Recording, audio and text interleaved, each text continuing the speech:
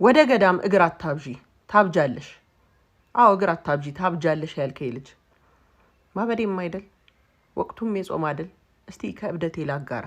የእብደት ሚስጥር ገዳም ሲባል ስለ መንፈሳዊ ረፍቱ ስለ ቃል ኪዳን ተሳታፊነት ወይም ደግሞ ስለ ታሪክና ቅርስ መማር እንደሆነ ሰምተ ሊሆን ይችላል። ነገር ግን ገዳምን በእግራቸው ለሚሄዱት ሳይሆን በንስሐ ልባቸው ለሚሄዱ የእውነት ፈጣሪያቸውን ለፈለጉ ለሻቱት እሱን ለወደዱ የሚሰጥ አንዳቸው የእብደት ሚስጥር አለ። ሚስጥሩ እዚህ ቃል ላይ ይጀምራል። ሊቀ ሙያ ዘ ማስተር ኦፍ ኦል ክራፍትስ። ፈጣሪ ሊቀ ሙያ መሆኑን በአይንህ ታያለህ።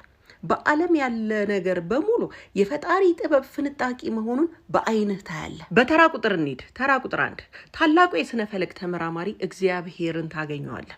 ሳይንቲስት ዛሬም ድረስ አዲስ ከዋክብትን ለማግኘት ሲደክሙ በገዳማቱ እያንዳንዱ ኮከብ በስሙ ተጠርቶ በቦታው ያስቀመጠ የጋላክሲዎቹን ስፋት የለካ የከዋክብቶቹን ብርሃን የለኮሰ የጽንፈ ዓለም ካርታ የሳለ እግዚአብሔር በቅዱሳን ላይ አድሮ በዓለም የቀደመ የስነ ፈለክ ዕውቀትን ትገልጣለህ። ሁለተኛ እልፍ ስትል ታላቁ የህግ ባለሙያ ወይም ደግሞ ዘ ሱፕሪም ሌጅስሌተርን እግዚአብሔርን ታገኘዋለህ።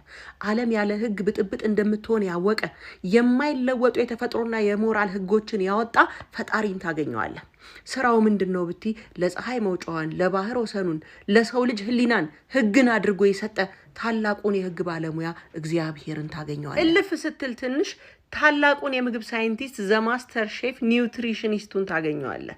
በአንድ ተመሳሳይ አፈር ጣፋጩን ፍራፍሬውን የሚበላ እህሉን የሚፈውስ መድኃኒቱን ቅጠላቅጠሉን የሚያበቅል ድንቅ የምግብ አዘጋጁን ፈጣሪህን ከነዝግጅቱ አዛርቱ መች ተዘርቶ መች ይታጨድ ምን ይደረግ እስከነ መልእክቱ ታገኘዋለህ። እልፍ ስትል ትንሽ ታላቁን የቋንቋ ሊቅ ዘ ማስተር ሊንጉዊስት የሆነውን ፈጣሪህን ታገኘዋለህ። የሰው ብቻ እንዳይመስል የፍጥረታትን ሁሉ የሚግባቡበትን የተፈጥሮን ቋንቋ የፈጠረ በስራው የልብ ትርታ፣ የአይን ጥቅሻ፣ የነፍስ ጩኸትን ድምጿን ያለ ተርጓሚ የሚረዳ የቋንቋ ምንጩን በገዳሙ ታገኘዋለህ። እልፍ ስትል ታላቁን የሂሳብ ሊቅ በቁጥርና በጂኦሜትሪ የተቃኘ ዓለምን በስራው የአበባ ቅጠሎችን አቀማመጥ የንብ ቀፎ ቅርጹን ሄክሳጎኑንና የሰው ፊት ተመጣጣኝነትን ጎልደን ሬሾን የፈጣሪ የሂሳብ ውጤት ውስጥ ራስን ታገኘዋለህ። እልፍ ስትል ታላቁን የከተማ ፕላነር የተፈጥሮና የዓለም አቀማመጡ ውቅያኖስ ወሰንን እንዳያልፍ ተራራ ምድርን እንዲያጸና ወንዝ ለህይወት አስፈላጊ በመሆኑ በየቦታው እንዲፈስ ያደረገ